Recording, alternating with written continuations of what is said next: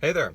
So I just finished talking about this is all under the heading of COOs or CEO working their way up the org chart and making sure they get rid of those lower level roles and how to do that and why to do that.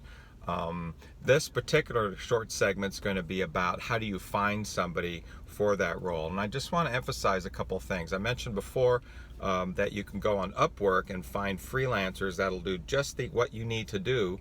Hopefully, presumably, it's their specialty just for the amount of time you need. So you don't have to hire a full-time person to do a part-time job. If you have 2 hours a day of something, you can find somebody to do that for you.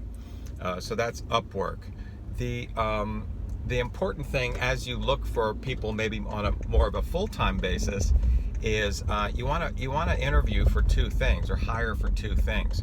One is of course skill, and skill in many cases can be tested with if it's technical online tests and other things. So skill and experience, it's pretty easy to figure that out.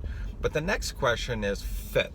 And fit is the most important. I would say most people don't get fired because they can't do the job. Most people don't, get fired or leave the company because they're not a right fit.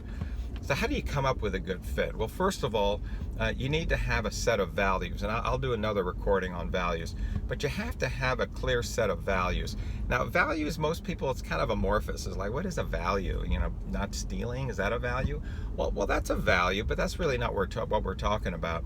What we're talking about, besides the basic, honesty and integrity and those things, which is, of course, the price of entry into any role or into life for that matter, it's really about what's important to you. So in your business, if being very exact, a lot of precision is very important, then is very important, tight squeeze, then you need to know that, and then you need to be able to figure out if if the person that you're interviewing thinks that's important, okay?